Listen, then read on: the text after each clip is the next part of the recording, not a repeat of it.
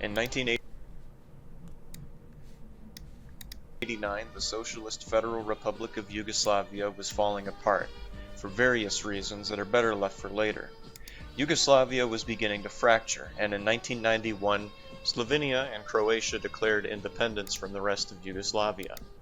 Slobodan Milosevic, the president of Serbia, didn't like this one bit, and sent the Yugoslav army in to sort them out. The Yugoslav army fought a war against Slovenia for 10 days, after which they pulled out, planned a reoffensive that would surely succeed, but decided not to go through with it because they didn't care that much about Slovenia. Croatia, on the other hand, was much more important.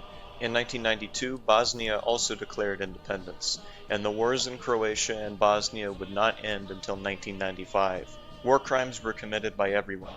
Militias and paramilitary groups blurred the lines between soldiers and non-combatants, and the reasons for the conflicts began to get muddled into a vague mess of ethnic and national pride. And that's really the whole crux of this matter. Nationality. You have all these countries that used to sort of have individuality before they became Yugoslavia, but before they were Yugoslavia, they were subject nations to other empires for centuries. So most of them have no recent history to really pull from. So they have to reinvent their senses of national pride. One way they do so is by turning to folk music, singing and playing music in the way they had for centuries. Also, this was around the time when techno music was popular.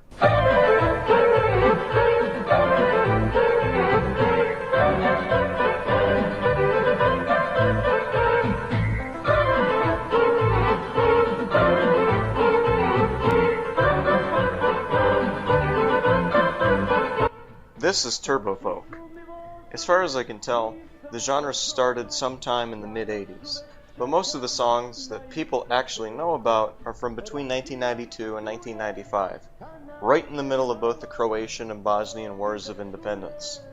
By the way, the word turbo folk was coined by a guy who goes by Rambo Amadeus, and that's about the least insane thing about this genre. Turbo folk isn't the only genre in Yugoslavia, and I will mention a few songs that are more like actual folk music or rock and roll, but turbo folk is easily one of the most insane genres on earth, so I need to talk about it for a little while here.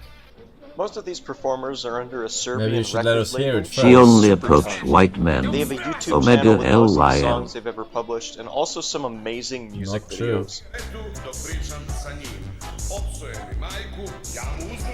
The very first guy with the electrical bike.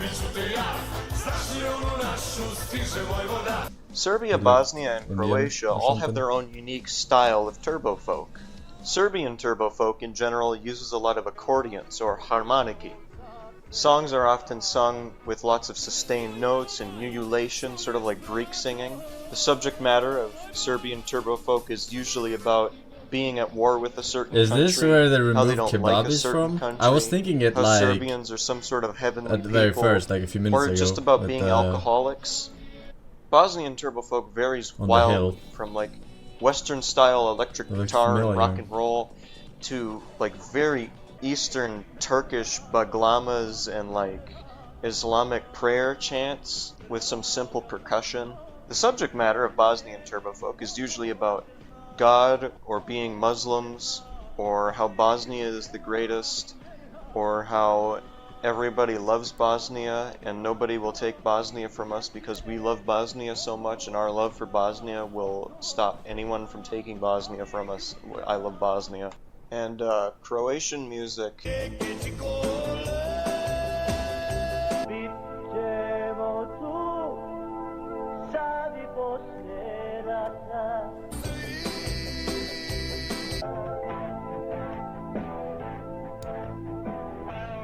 Alright, super interesting.